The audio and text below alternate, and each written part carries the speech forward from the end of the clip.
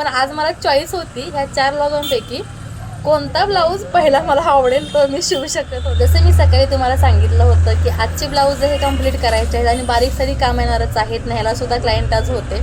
Alteration सुद्धा आज खूप आलं होतं. घाईच्या कामामध्ये आपण किती वेळा म्हणतो आज ऑल्ट्रेशन नको, इतर कोणतंही क्लायंट नको, लहान सहान कामाच्या ऑर्डरसाठी किंवा लहान सहान ऑल्ट्रेशनसाठी काही असो, डिस्टर्बन्स नको थोडक्यात असं म्हणतो.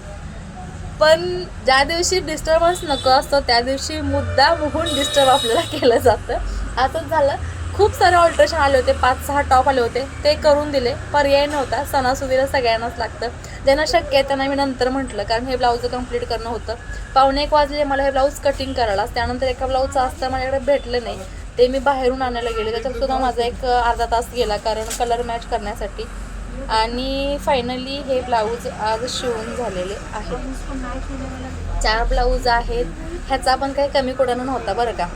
मोठ्या साईजचा आहे, जवळपास 44 ते 45 साईजचे हे ब्लाऊज आहेत. प्रिन्सेस कट आहे, ट्रिपल अस्तर विथ पॅड आहे. काहीला स्लीव्ज नाही आहे, काहीला स्लीव्ज आहे, काहीला छोटी स्लीव्ज, काहीला मोठी स्लीव्ज. गळ्यांमध्ये पण थोडाफार डिफरन्स आहे, जास्त नाही आहे.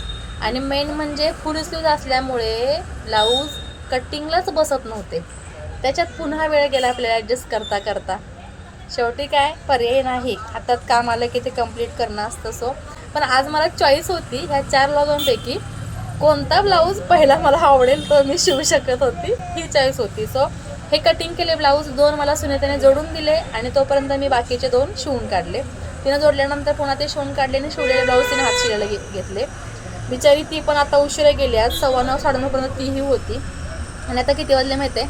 10ला फक्त 2 ते 3च मिनटं बाकी आहेत. 10 वाजले. मला घरी जायला 10:15 होऊन जाईल, कारण हे सगळं घ्यायचं आहे.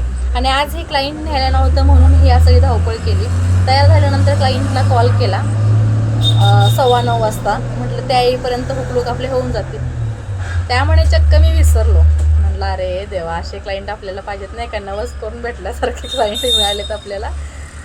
तर त्यामुळे मी खरं सांगते अक्षरशः पूर्ण मी विसरले. कोल्हापुरीच आहे त्याच्यामुळे कोल्हापुरी तडका येणारच आपल्या बोलण्यामध्ये थोडासा. मी खरंच विसरले हो. म्हटलं ठीक आहे, हरकत नाही. माझे सगळ्याच ब्लाऊज गेले जे का ऑर्डरचे होते. तुम्ही फक्त आला नाहीत म्हणून तुम्हाला मी कॉल केला आहे.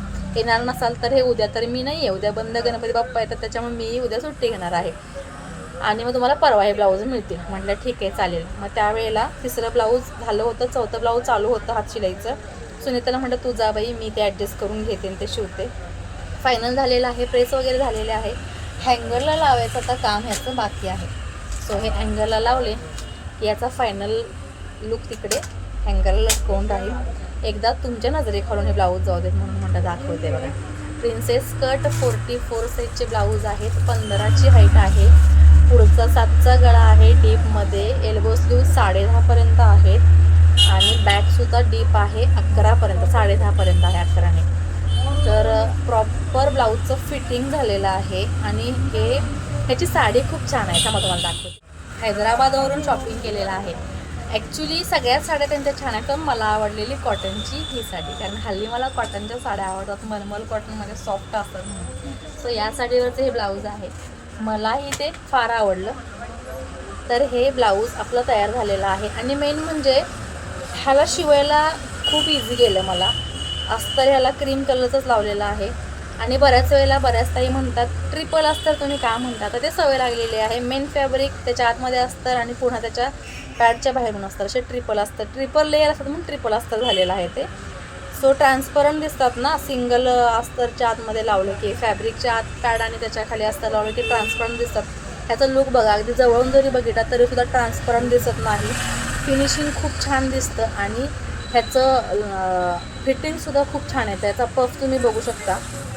जरी पॅड लावला नाही तरीसुद्धा मोठ्या साईजच्या प्रिन्सेस कटचा पफ हा असाच येणार आहे, प्रॉपर बसणार आहे. हे झालं पहिलं ब्लाऊज. हे बाजूला ठेवते. हे आहे नंबर 2 वालं ब्लाऊज. आता नंबर 2 जो आहे तो सुद्धा खूप सुंदर आहे, मस्त आहे. याचा कलिंगड कलरमध्ये आहे, रेड ऑरेंज थोडासा बेबी पिंक असा मिक्स आहे. कलिंगड म्हणू शकता तुम्ही. आमच्या कोल्हापुरी भाषेत कलिंगड म्हणजे पटकन लक्षात येतं. असं कलिंगड घेताना आपण हा कलर दिसला तरच पटकन ते कलिंगड उचलतो ना, त्यासाठी हा कलिंगड कलर माझ्यासाठी. तर हे सुद्धा छान बसलेलं म्हणजे छान झालेलं आहे. डीप आणि ब्रॉड नेक आहेत. पुढे 7 साडेसातचे नेक आहेत. पाठीमागे 10-10.5चे नेक आहेत. हा सुद्धा कपडा थोडासा चिंचोळा होता, टोकडा होता, तर फुल स्लीव्स त्यांना हवे होते. मात्र या डिझाईनमध्ये अजिबात कॉम्प्रोमाइज करत आपले क्लायंट बरं का. ते बसो नाही तर नाही बसो, तो तुमचा प्रॉब्लेम होता, म्हणजे माझा प्रॉब्लेम.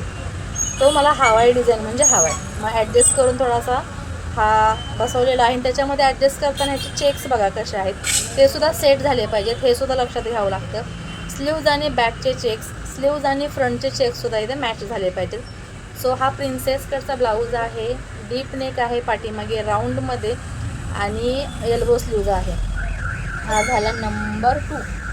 आता येतो नंबर 3.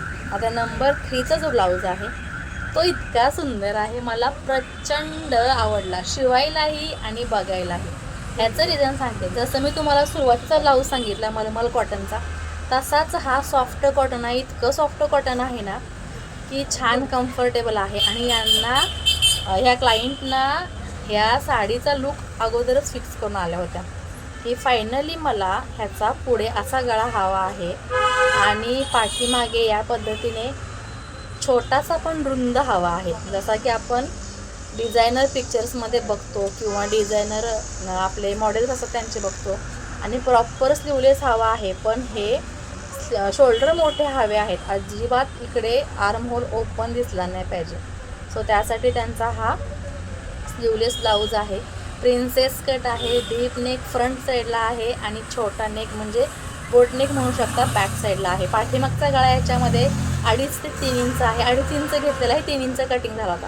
पुढचा गळा 7.5 ते 8 इंच आहे, कारण थोडासा शेप असा व्ही टाईप हवा आहे त्यासाठी. आणि वरून त्यांना ही स्ट्रेट बॉर्डर जी होती कमरेला तशी स्लीव्जला होती. स्लीव्ज नको असल्यामुळे मग ही बॉर्डर आम्ही इथे गळ्याला अटॅच केलेली आहे.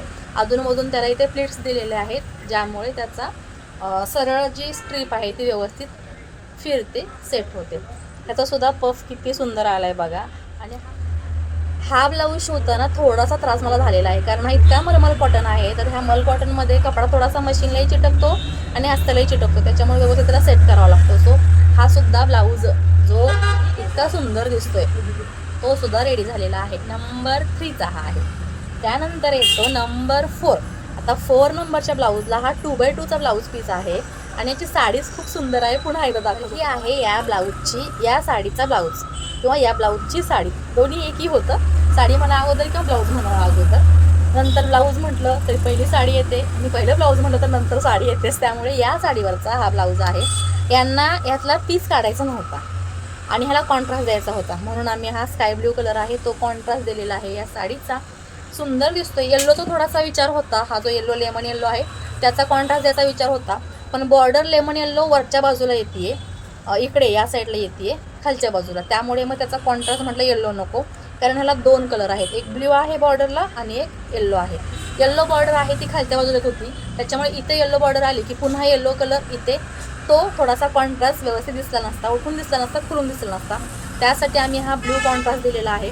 त्यांनी 1 मीटर कपडा आणला होता, जिथे मला हे अस्तर 1.5 ते 1.5 मीटर लागलेले आहेत, तिथे हा ब्लाऊज मी 1 मीटरमध्ये बसवलेला आहे. त्याच्यामुळे ह्याचे स्लीव छोटे झालेले आहेत, कारण उंचीसुद्धा ब्लाऊजची खूप आहे. आणि 2x2मध्ये त्यांना कट पीस मिळाला 1 मीटरचा, ताग्यातला मिळाला नाही. तागा असता त्याने 1.5 मीटर आणला असता, पण आता पर्याय नाही, काय करणार. थोड्याशा छोट्या स्लीव्ज केल्या, 10च्या ठिकाणी 10.5च्या ठिकाणी 7 ते 7.5च्या स्लीव्ज केलेल्या आहेत.